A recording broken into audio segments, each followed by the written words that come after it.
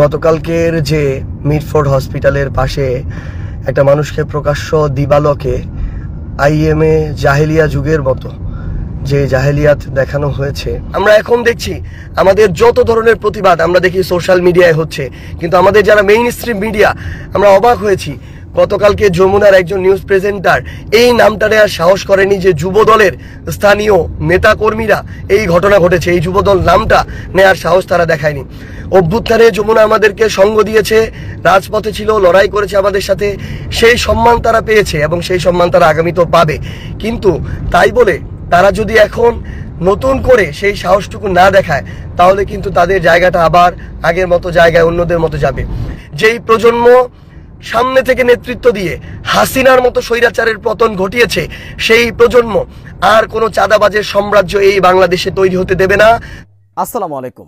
Media দালালদেরকে সচেতন করে দিয়েছেন সার্জিস আলম। সুপ্রিয় দর্শক, কিছু সময় আগে তিনি লাইভে এসেছেন এবং গতকালকে যে ভিডিওটি ভাইরাল হয়েছে আপনারা দেখতে পেয়েছেন, একজন ব্যক্তিকে যুবদলের সন্ত্রাসীরা যেভাবে হত্যা করেছে তার প্রতিবাদে তিনি লাইভে এসে বক্তব্য দিয়েছেন এবং যমুনা টিভিকে লক্ষ্য করে বলেছেন যমুনা টিভি জুলাই বিপ্লবে এক ভূমিকা রেখেছিল, কিন্তু আমরা দেখতে পাচ্ছি গতকালকে যুবদলের সক্রিয় কর্মীরা প্রকাশ্যে একজন ব্যক্তিকে রাজপথে হত্যা করেছে, কিন্তু যমুনা টিভির সাংবাদিক তিনি প্রকাশ্যে সেই কথার বলতে পারেননি যে যুবদলের নেতাকর্মীরা এমন কাজটি করেছেন, তিনি নাম নেননি। এই জন্য তিনি প্রতিবাদ জানিয়েছেন এবং যমুনা টিভিকে তিনি সচেতন করেছেন, সতর্ক করেছেন। সুপ্রিয় দর্শক, আমরা বিস্তারিত আসসালামু আলাইকুম। আমরা আজকে আমাদের জুলাই পদযাত্রায় খুলনায় ছিলাম, গতকালকে খুলনায় করেছি, আজকে আমরা সাতক্ষীরা যাব, বাগেরহাট যাব।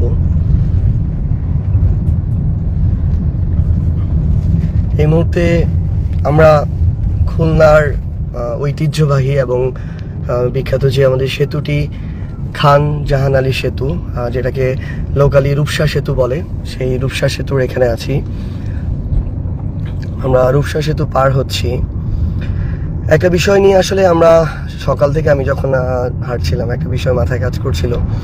গতকালকের যে মিডফোর্ড হসপিটালের পাশে একটা মানুষকে প্রকাশ্য দিবালোকে আইএমএ জাহেলিয়া যুগের মতো যে জাহেলিয়াত দেখানো হয়েছে, মানে এই ভিডিওটা আমি গতকালকে থেকে 3-4 বার চেষ্টা করেছি যে শেষ পর্যন্ত দেখব, কিন্তু যখন দেখলাম একটা মানুষকে এভাবে উলঙ্গ করে এই মানুষটাকে প্রথমে পিটিয়ে এক প্রকার উলঙ্গ করে মেরে ফেলা হয়েছে, এরপরে তাকে এত বড় পাথর দিয়ে তার বুকে প্রথমে পাথরটা মারা হলো, মানুষটা একদিকে পাশ কেটেছিল, সেই মানুষটা সেখান থেকে সোজা হলো এবং এরপরে যখন আরেকটা পাথর মারা হলো তখন গা ছেড়ে দিল।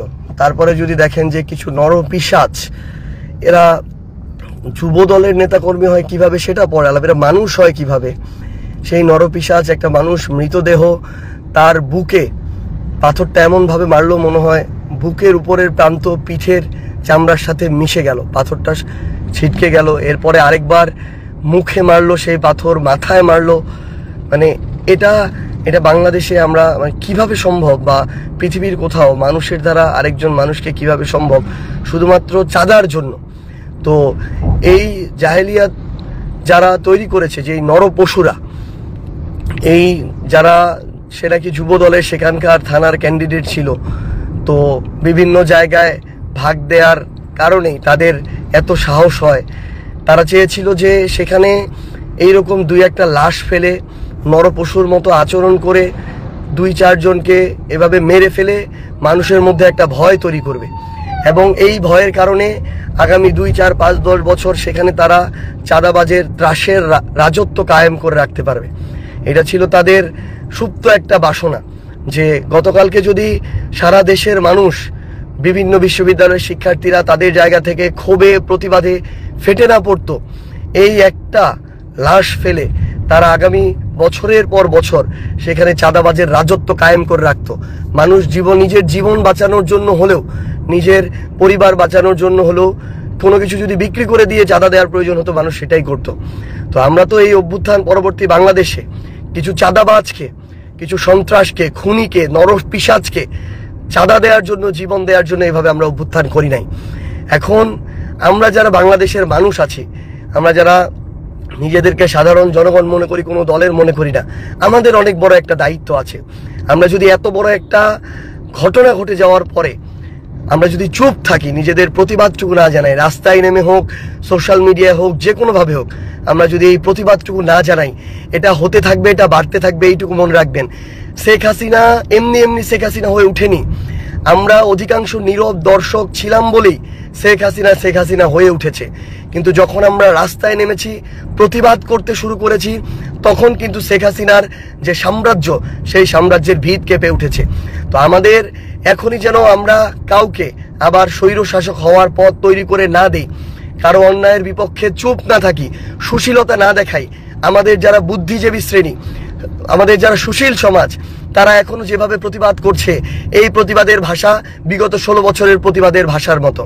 আমরা এখন দেখছি আমাদের যত ধরনের প্রতিবাদ আমরা দেখি সোশ্যাল মিডিয়ায় হচ্ছে, কিন্তু আমাদের যারা মেইন স্ট্রিম মিডিয়া, আমরা অবাক হয়েছি। গতকালকে যমুনার একজন নিউজ প্রেজেন্টার এই নামটা নেওয়ার সাহস করেনি যে যুব দলের স্থানীয় নেতা কর্মীরা এই ঘটনা ঘটেছে, এই যুবদল নামটা নেওয়ার সাহস তারা দেখায়নি।